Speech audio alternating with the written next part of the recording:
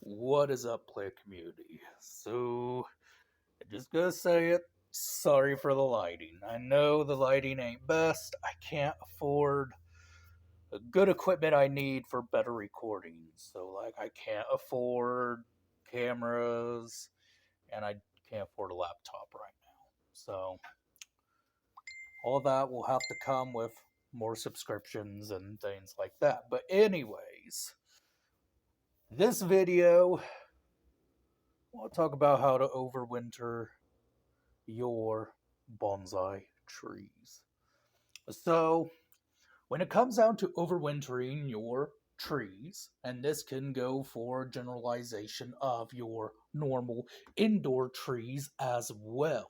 But when it comes down to overwintering your bonsai trees, you want to try to give them as much light as possible, especially if you're located more up north like I am. I'm located here in Indiana, so it's unusual for us to be getting this much light right now. Usually it will be mainly cloudy throughout the rest of the year, and this might be the last remnants of the light we get for a while.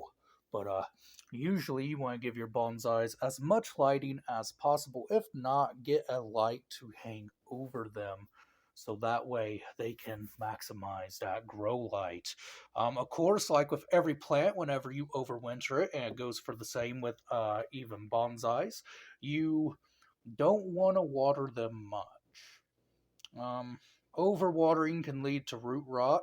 Me, whenever I bring my trees indoors, I notice I don't have to water them as much at all inside as I would when I have to move them outside.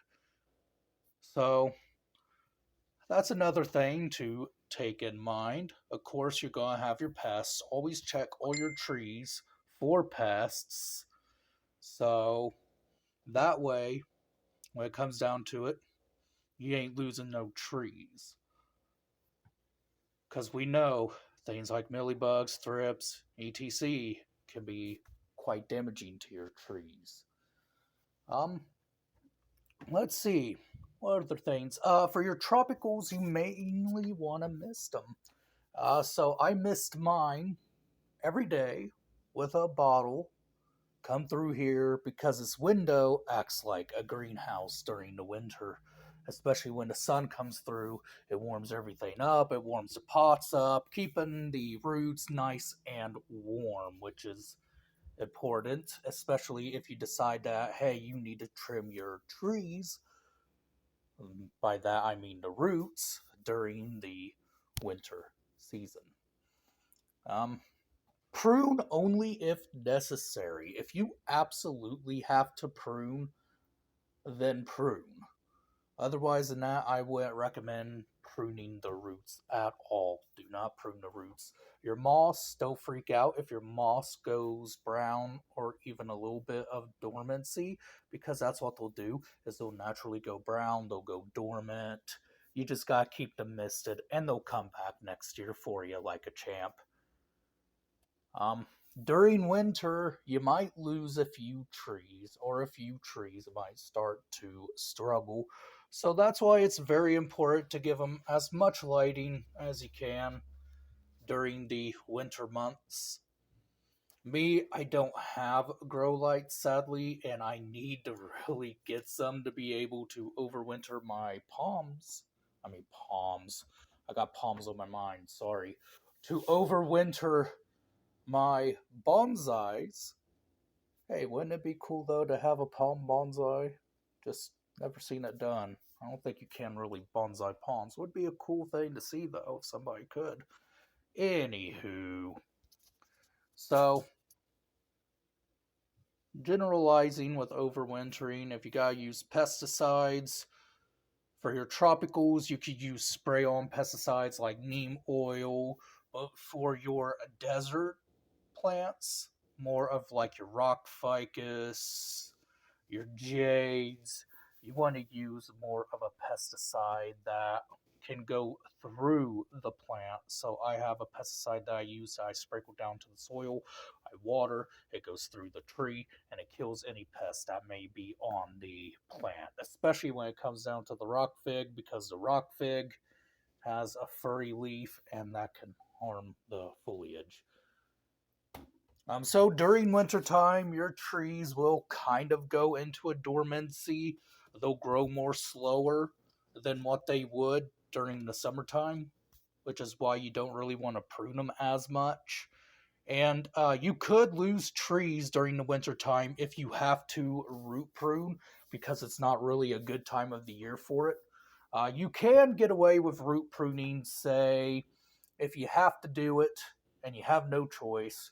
You can get away with root pruning by just pruning the roots like you normally would to fit the pot or whatever pot you want to put it in.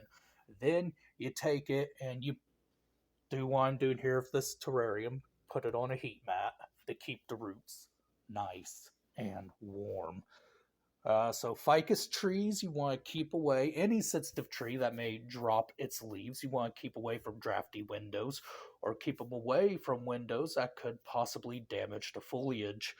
So if you're not able to do that and you're like me, what I tend to do is I install some form of installation to keep that cold draft off the winds because off the winds to keep that cold draft. Sorry guys, bear with me here.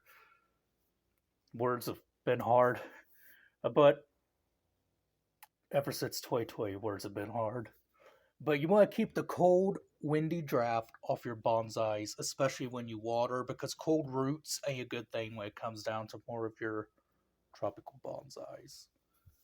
Um, Otherwise than that, I think that's really about it on how to care for your indoor tropical bonsais and your desert bonsais.